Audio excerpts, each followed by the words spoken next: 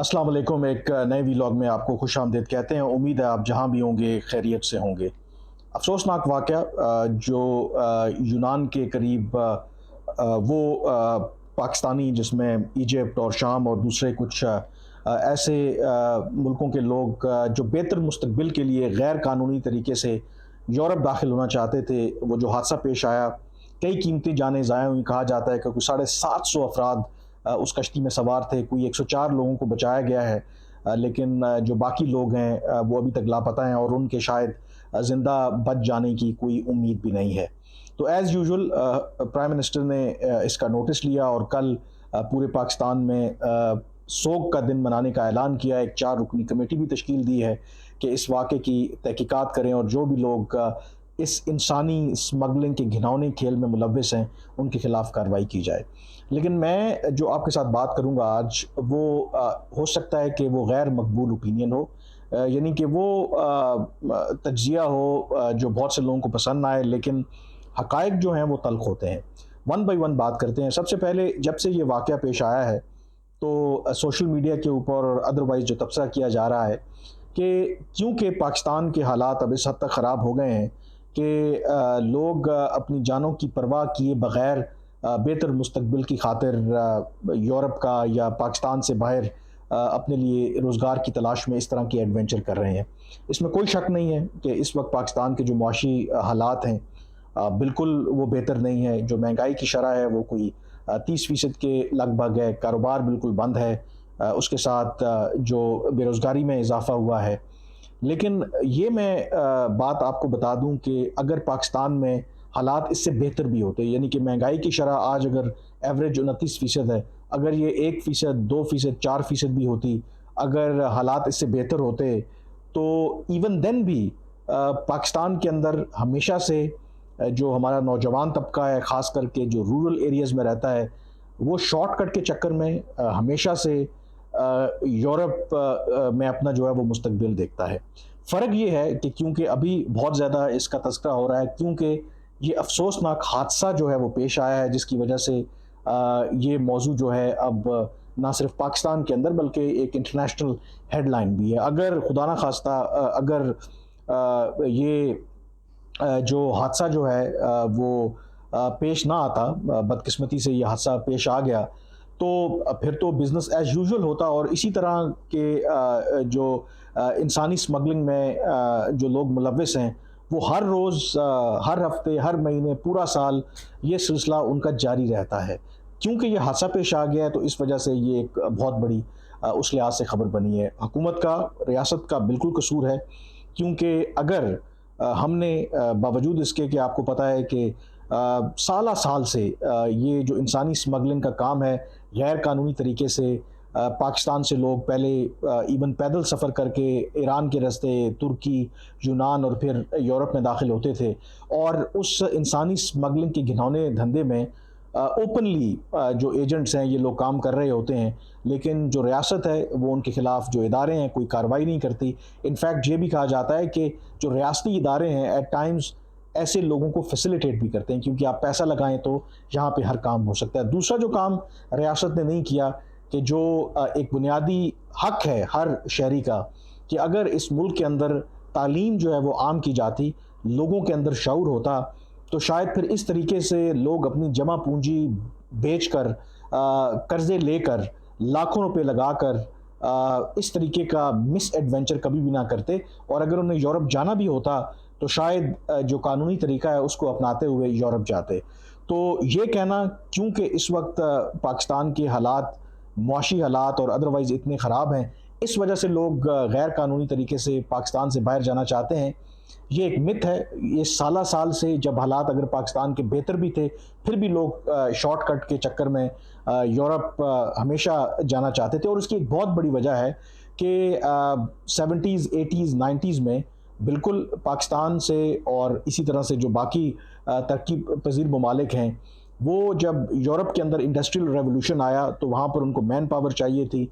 जो लोग गैर कानूनी तरीके से भी वहाँ पे पहुँचे, उन्होंने वहाँ पे मेहनत की। मेहनत करने से यकीनी तौर पर ना सिर्फ उन्होंने जो उनकी अपनी ज़िंदगी चेंज हो गई, बल्कि जो उनके ख़ानदान है उनकी ज़िंदगियाँ चेंज हो गई। और इसी वजह से अगर आप देखें तो पाकिस्तान के अंदर सेंट्रल पंजाब में, गुजरात, ये मंडी बहाउद्दीन, गुजरांवाला, फिर आज़ाद कश्मीर के अंदर बहुत से ऐसे इलाके हैं, वहाँ से जो लोग यूरोप इसी तरह रोज़गार के सिलसिले में एक वक्त में गैर कानूनी तरीके से गए, वहाँ फिर वो शहरी भी बन गए, तो वहाँ पर आप देखें तो आपको बड़े बड़े आलीशान घर नज़र आएंगे, बहुत लोगों के पास पैसा है, तो उनको देखा देखी जो बाकी लोगों को लिए ये लगा कि ये तो बहुत ज़बरदस्त शॉर्टकट है, हम इसी तरीके से अगर किसी तरीके से यूरोप पहुँच जाएं तो हमारी ज़िंदगी भी वो बदल सकती है। तो ये भी एक बहुत बड़ा जो फैक्टर था। लेकिन माजी में 80s 90s में हालात कुछ और थे, अब जो हालात हैं वो यकसर बदल गए हैं। और इवन के वो लोग जिन्होंने यूरोप में शरीयत इख्तियार की, बहुत पैसा कमाया,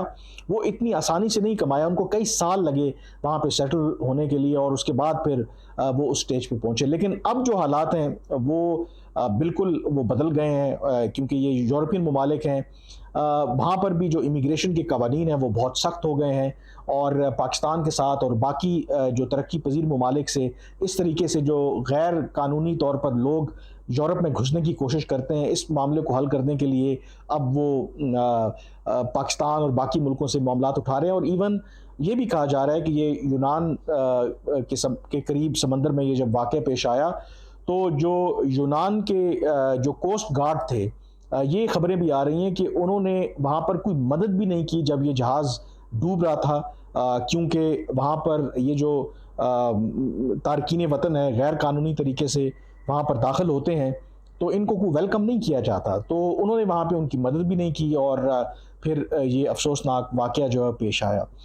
अब जो मैं बात आपके साथ करने लगा हूँ कि हुकूमत का तो कसूर मैंने आपसे गिनवा दिया, रियासत का भी कसूर गिनवा दिया।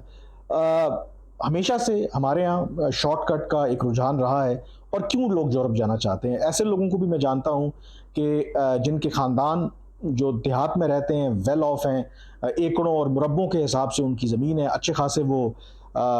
उनका जो ज़राअत के शोबे से इनकम आती है, लेकिन बाहर जाने का क्यों शौक़ है उनको, यूरोप जाने का। मैं बहुत आपसे सीधी बात करूँगा और आप शायद मेरे से इत्तेफाक भी करें। आजकल के या इससे पहले भी जो नौजवान का सबसे बड़ा जो यूरोप में जाने का ड्रीम, बिल्कुल अपने मुस्तकबिल को तो वो ठीक करना चाहते हैं, लेकिन जो सबसे बड़ी जो 3 उनकी तरजीहात हैं, उसमें सबसे बड़ी जो तरजीह है, उनको ये लगता है कि एक तासुर है, एक मिसपरसेप्शन है कि यूरोप के अंदर बहुत आज़ादी है। यूरोप के अंदर आप जाएंगे तो वहाँ पर मे बी ये शायद मेरे अल्फाज का चुनाव ठीक ना हो, लेकिन समझाने के लिए आपको बहुत ज़रूरी है कि वहाँ पर तो आपको बग़ैर कपड़ों के और या कम कपड़ों के पहने औरतें मिलेंगी, और वहाँ पे औरतों के साथ या औरतों को पटाना और औरतों को बेडरूम तक लेके जाना, तो वो तो चुटकी का खेल है। वहाँ पे तो औरतें इसी काम के लिए होती हैं, तो वहाँ पे जाएंगे, एक तो सबसे बड़ा इंसेंटिव ये है कि वहाँ पे आज़ादी होगी, क्लब्स होंगे, जब दिल करेगा किसी भी औरत के साथ सो जाएंगे। एक तो ये वाली बहुत बड़ी दिमाग में हमारे जो नौजवान हैं, एक उनके लिए एक इंसेंटिव होता है कि यूरोप जाएंगे तो ये होगा। मैं आगे चल के आपको बताऊंगा भी कि ये कितनी बड़ी मिसपरसेप्शन है। दूसरा जो मिथ है कि यूरोप के अंदर वो जैसे ही जाएंगे तो वहाँ पर डॉलर्स और जो यूरोज हैं वो दरख्तों के साथ लटक रहे होंगे, और वो मतलब ओवरनाइट जो हैं वो बहुत उनके पास पैसा हो जाएगा, वो करोड़पति बन जाएंगे। ये भी एक बहुत बड़ी मिथ। अब ये जो दोनों जो मिथ्स हैं, और तीसरी जो सबसे बड़ी वजह है कि उसमें मैं बाद में आता हूँ, ये जो दोनों मिथ्स हैं, वो लोग जो ये सोच करके जाते हैं, अगर आपका इत्तेफाक हो किसी ऐसे शख्स से मिलने का कि जो गैर कानूनी तरीके से इस तरीके से यूरोप में दाखिल हुआ हो, तो वो आपको अपनी रुदात सुनाएगा कि वो जो सारे उसके ख्वाब थे कि कैसे वो चिकनाचूर हुए, वो जो मिथ थी कि जी वहाँ पे जाते जाएंगे तो गोरियां आपका इंतज़ार कर रही हैं, बिल्कुल ऐसा नहीं होता। वो जो मिथ है कि आप जाएंगे तो आप डॉलर्स की रेल पेल होगी, यूरोस की रेल पेल होगी, बिल्कुल ऐसा नहीं है। मैं खुद आपको एक एग्जांपल देता हूँ कि मेरे एक जानने वाले हैं,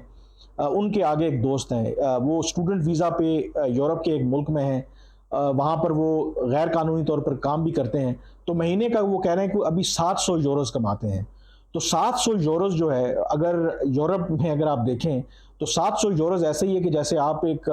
पाकिस्तान के अंदर 25-30 हज़ार रुपये कमाने वाला शख्स है, और जो आज 25-30 हज़ार रुपये कमाने वाला जो शख्स है उसकी जिस तरीके से लाइफ गुजर रही है, तो एग्जैक्टली यूरोप के अंदर भी जो 700 यूरो कमा रहा है उसकी भी लाइफ बिल्कुल उसी तरह से है।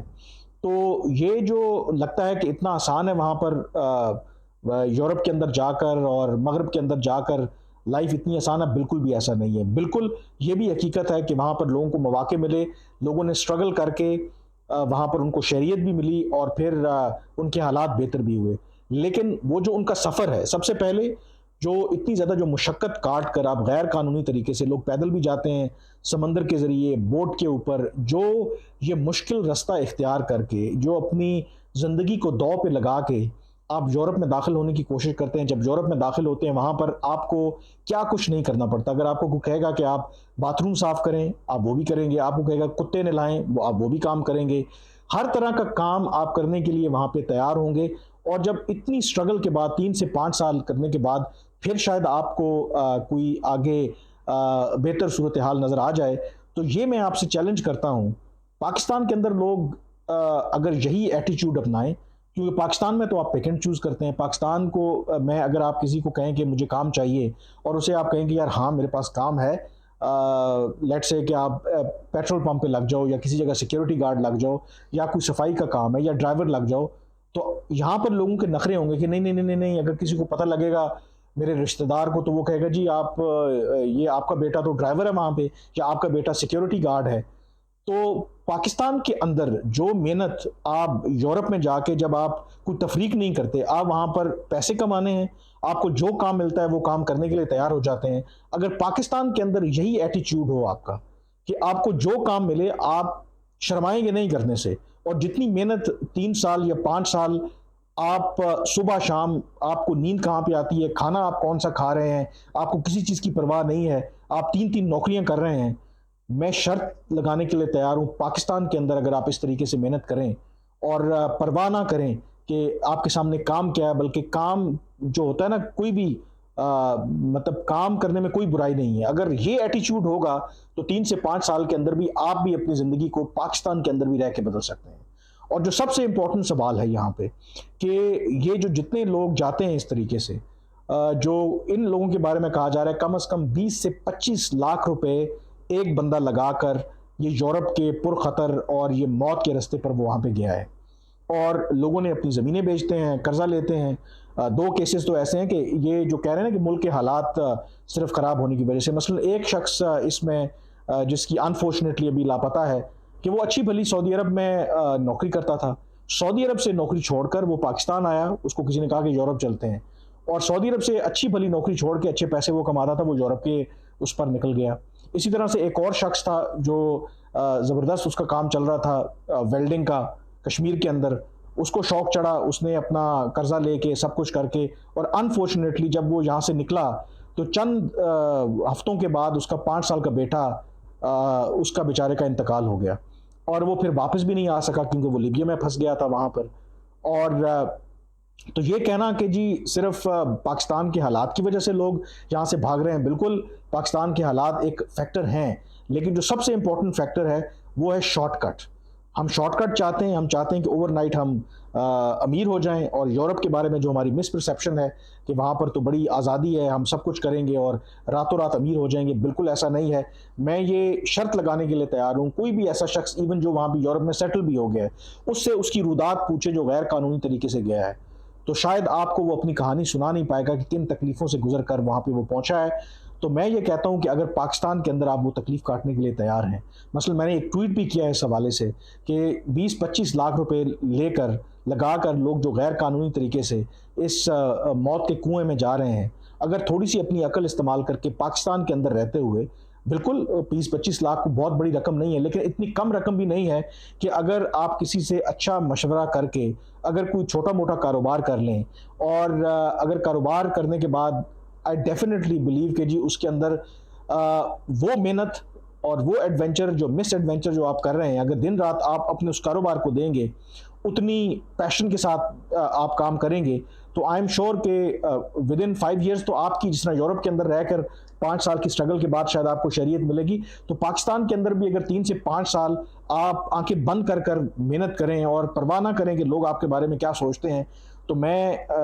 आपको ये शर्त लगाने के लिए तैयार हूं कि आप भी पाकिस्तान के अंदर रहकर अपनी ज़िंदगी बदल सकते हैं। और अगर आपने यूरोप में जाना है, देखें यूरोप हो या दुनिया का कोई भी मुल्क हो, अगर आपके पास पाकिस्तान के अंदर भी आप अमीर हैं, अच्छी नौकरी करते हैं, अच्छे कारोबारी हैं, तो आपको वीज़ा मिलना कोई इशू नहीं है, क्योंकि उनको पता है कि अगर एक शख्स पाकिस्तान के अंदर एक वेल ऑफ है, कारोबारी शख्स है, अच्छी या उसकी नौकरी अच्छी तनख्वाह है, उनको पता है कि वो अगर यूरोप या हमारे मुल्क में रह भी जाएगा तो हमारे लिए वो प्रोडक्टिव ही होगा। लेकिन एक ऐसा शख्स जिसको पाकिस्तान के अंदर लोग एक्सेप्ट करने के लिए तैयार नहीं है, जिसके अंदर कोई स्किल नहीं है, तो आपका क्या ख्याल है कि मगरब के अंदर जाके, यूरोपियन मुल्कों में जाके, यहाँ पर स्किल्ड वर्कर्स की ज़रूरत होती है, जहाँ पे कंपटीशन बहुत ज़्यादा है, तो वहाँ पर क्या आपको लोग वेलकम करेंगे? तो हमें इस मौके के ऊपर जब